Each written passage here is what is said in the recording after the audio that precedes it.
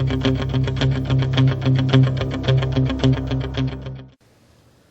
to Eye on the Tigers News. I'm Abby Garrett. And I'm Kennedy Lamb. Thanks for joining us after our long layup as we waited, somewhat impatiently, for some of our equipment to be repaired.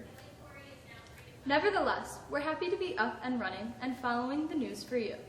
Any glimmers of hope that Entergy's Fitzpatrick nuclear power plant may remain open were dashed late Wednesday when the company formally notified the U.S. Regulatory Commission of its plans to shut down by 2017. Entergy announced to its employees 2 weeks ago of the plan to shut down the plant, but there was still some speculation that discussions between state and local government officials and the company could lead to keeping Fitzpatrick open. Entergy officials said this action closes the door on talks between Entergy and New York State officials about possibly reversing the decision to close. The closure is expected to have a significant financial effect on the county, town, and school district. Entergy employs more than 600 people. Amid gunfire and explosions, police raided a suburban Paris apartment where the suspected mastermind of last week's attacks was believed to be holed up Wednesday. The siege ended with 2 deaths and 7 arrests. The dead were a woman who blew herself up with an explosive vest and a man hit by projectiles and grenades at the end of the raid, which began before dawn and continued for more than 7 hours at the apartment building in a Paris suburb. A Paris prosecutor said Thursday afternoon that the suspected mastermind of the Paris attacks, Abdel Ahmed Aboud, was in fact killed in the police raid. In a statement, the prosecutor's office said that Aboud's body was found in an apartment building targeted in the raid in Saint Denis, north of Paris, Wednesday.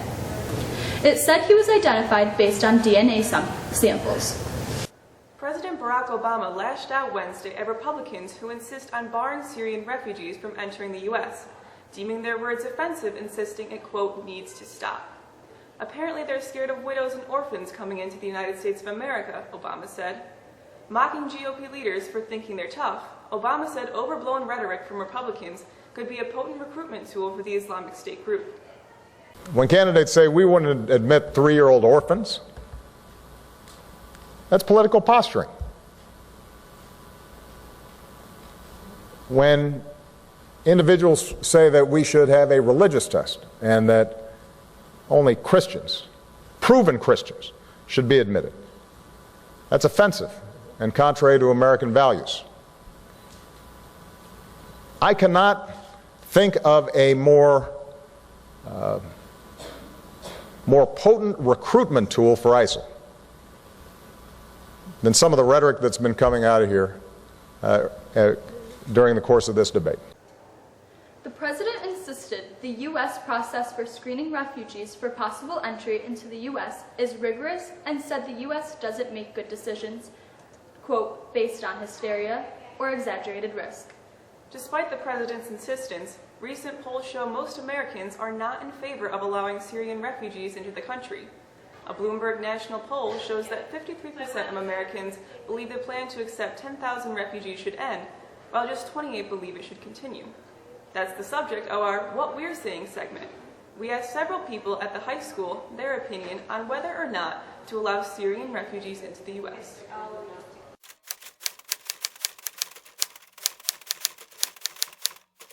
Well, I had a really strong opinion at first that we should let them in, but now I'm kind of iffy about it because I learned that the background checks aren't really valid because their government doesn't have the databases, so their background checks are kind of based off nothing. I think, they should accept them because they're people and of course, there's always going to be the bad people, so you can't really do anything about it. I think that they definitely need someone to help them, and America is considered like a safe haven for those in trouble in other countries, but I feel like it's definitely dangerous to us, and I lock my doors at night not because I don't hate the people outside, because I love the people that are inside, I believe that in a way it's a good idea because they're coming from a country where they have no choice but to live the way they are. A lot of people are fighting about the fact that, we have homeless vets here, but they're safe here, where the Syrians are not safe where they currently live. I believe that we should follow what Cuomo says and delay them coming in until they can be fully checked out. New York's U.S. Senator Chuck Schumer, in a break with most of his Democratic colleagues, said late Wednesday the U.S. may have to consider a pause in the resettlement of Syrian refugees. Schumer said he would not take the option off the table until he has a classified briefing on the issue with Homeland Security officials. New York State is cracking down on chronic toll evaders with a plan to yank their vehicle registrations. Governor Andrew Cuomo said earlier this week that soon after the start of the new year, the state's Department of Motor Vehicles plans to suspend the registration of any motorist who fails to pay 5 tolls within a period of 18 months. The state says it found nearly 35,000 cases of toll evaders, racking up 5 or more unpaid toll violations within 18 months, depriving the state of more than $16 million a year. You may not remember, but a year ago today, most of western New York was trying to dig out from under near-record lake-effect snowfall. Some areas dealt with nearly 4 feet of snow, prompting the Buffalo Bills to move their scheduled home game to Detroit. You may also remember the New York State Thruway was closed for several days. Well, we don't have to worry about much snow anytime soon, or do we? Here's Alexis Richer with our forecast.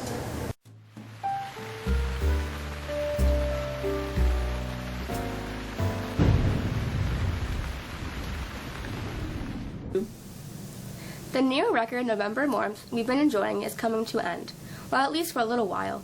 A new system is making its way from the west for our Thursday, bringing with it showers and windy conditions. That system will make its way out overnight, ushering in much cooler weather as the jet stream takes a pretty dramatic dip south. This colder, and let's face it, more seasonable temperatures should last for at least a few days. Friday, we'll see mostly sunny skies, with our highs only in the upper 40s, and we can expect much the same on Saturday. It's on Sunday where things get a little tricky, as some precipitation enters the area. There is some data out there that suggests that much of our moisture may be in form of snow from much of Sunday into Monday. The Tug Hill, for example, could see significant snow. With the Mexico area, it's still a better bet that we'll see mostly rain. An even longer-range view of the data suggests another surge of warmer, southerly air is headed our way for the middle of next week through the Thanksgiving holiday. That's a look at the forecast. I'm Alexis Richer. With a quick look at what's going on in sports, here's Morgan Lindanda.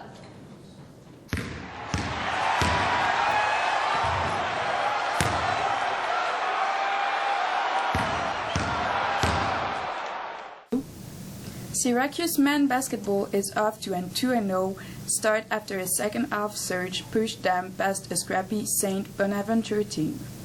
The team is back in the Carrier Dome since Saturday night when they take on Allen.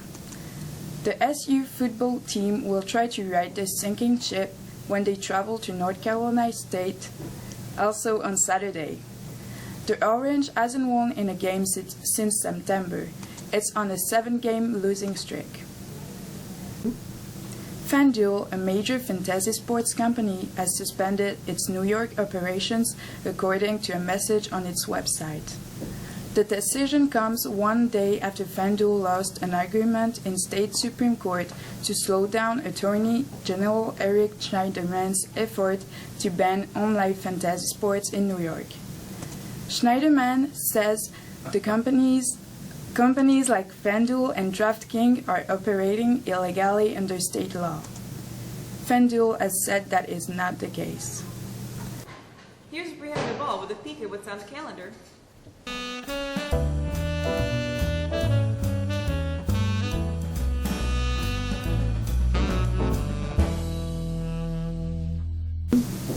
The calendar this week shows that first quarter report cards will be mailed home on Friday. Next Monday, November 23rd, Mexico's chapter of the National Honor Society will induct its new members. Of course, next Thursday is Thanksgiving, so we won't have classes Thursday and Friday. That's all for the calendar. I'm Brianna. That's it for us. For the staff of Eye on the Tigers News, I'm Kennedy Lamb. And I'm Abby Garrett. Thanks for checking in with us. We'll be back at it again next Monday afternoon. For the staff of Eye on the Tigers News, have a great rest of your day.